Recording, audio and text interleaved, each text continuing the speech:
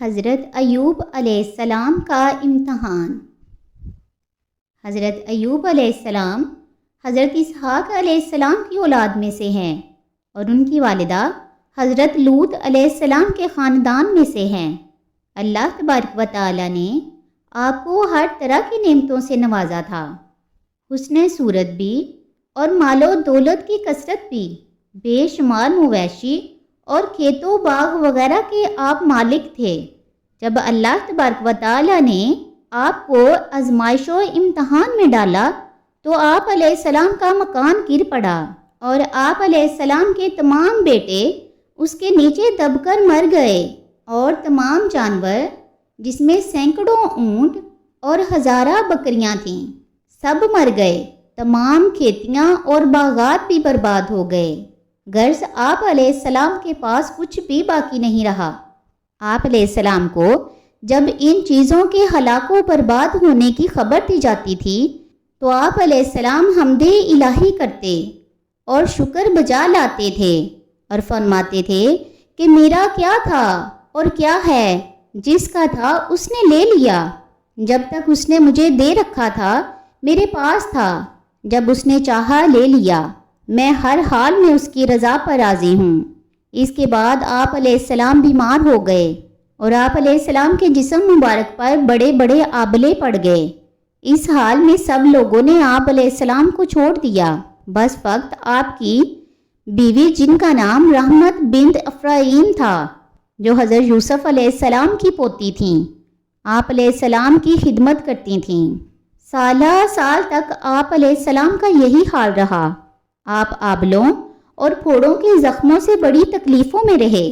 عام طور پر لوگوں میں مشہور تھا کہ معاذ اللہ آپ کو کوڑ کی بیماری ہو گئی تھی، چنانچہ بعض غیر معتبر کتابوں میں آپ علیہ السلام کے کوڑ کے بارے میں بہت سے غیر معتبر داستانیں بھی تحریر ہیں، مگر یہ سب باتیں بالکل غلط ہیں، اور ہرگز آپ علیہ السلام یا کوئی نبی بھی کبھی کوڑ یا جذام کی بیماری میں مبتلا نہیں ہوا۔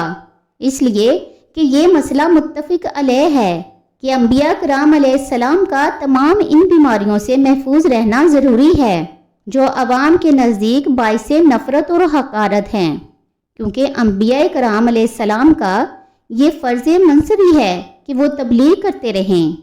تو ظاہر ہے کہ جب عوام ان کی بیماریوں سے نفرت کر کے ان سے دور بھاگیں گے تو بلا تبلیغ کا فریضہ کیوں کر ادا ہو سکے گا؟ الغرض حضرت ایوب علیہ السلام ہرگز کبھی کوڑ اور جذام کی بیماری میں مبتلا نہیں ہوئے، بلکہ آپ علیہ السلام کے بدن پر کچھ آبلے اور پھوڑے پھنسیاں نکل آئی تھیں، جن سے آپ برسوں تکلیف اور مشقت جھیلتے رہے اور برابر صابر و شاکر رہے۔ پھر آپ علیہ السلام نے بحکم الہی اپنے رب سے یوں دعا مانگی۔ ترجمہ: اے رب، مجھے تکلیف پہنچ گئی ہے اور تو تمام مہربانوں سے بڑھ کر رحم فرمانے والا ہے۔ سورہ انبیاء رکوع نمبر 5۔ جب آپ علیہ السلام خدا کی آزمائش میں پورے اترے اور امتحان میں کامیاب ہو گئے تو آپ علیہ السلام کی دعا مقبول ہوئی، اور ارحم الراحمین نے حکم فرمایا کہ اے ایوب، اپنا پاؤں زمین پر مارو۔ آپ علیہ السلام نے زمین پر پاؤں مارا تو فوراً ایک چشمہ پھوٹ پڑا۔ حکم الہی ہوا کہ اس پانی سے غسل کرو۔ چنانچہ آپ علیہ السلام نے غسل کیا تو آپ علیہ السلام کے بدن کی تمام بیماریاں دور ہو گئیں۔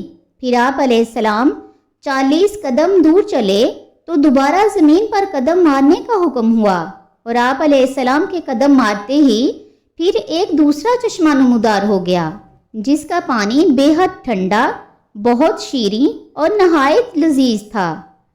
آپ علیہ السلام نے وہ پانی پیا تو آپ علیہ السلام کے باطن میں نور ہی نور پیدا ہو گیا، اور آپ علیہ السلام کو اعلیٰ درجے کی صحت و نورانیت حاصل ہو گئی، اور اللہ تبارک و تعالی نے آپ علیہ السلام کی تمام اولاد کو دوبارہ زندہ فرما دیا، اور آپ کی بیوی کو دوبارہ جوانی بخشی اور اولاد بخشی۔ پھر آپ علیہ السلام کا تمام ہلاک شدہ مال و مویشی اور اسباب و سامان بھی آپ کو مل گیا، بلکہ پہلے جس قدر مال و دولت کا خزانہ تھا اس سے کہیں زیادہ مل گیا۔ اس بیماری کی حالت میں ایک دن آپ علیہ السلام نے اپنی بیوی صاحبہ کو پکارا تو وہ بہت دیر کر کے حاضر ہوئیں۔ اس پر غصہ میں آ کر آپ علیہ السلام نے ان کو 100 درہ مارنے کی قسم کھا لی تھی۔ تو اللہ تبارک و تعالیٰ نے فرمایا کہ اے ایوب، آپ ایک سینکوں کی جھاڑو سے ایک مرتبہ اپنی بیوی کو مار دیجئے، اس طرح آپ کی قسم پوری ہو جائے گی۔ چنانچہ اللہ تبارک و تعالیٰ نے قرآن مجید میں اس واقعہ کو اس طرح بیان فرمایا ہے۔ ترجمہ: ہم نے فرمایا کہ زمین پر اپنا پاؤں مارو، یہ ہے ٹھنڈا چشمہ نہانے اور پینے کا، اور ہم اسے اس کے گھر والے اور ان کے برابر اور اپنی رحمت سے عطا فرما دیے عقل مندوں کو نصیحت حاصل کرنے کے لیے۔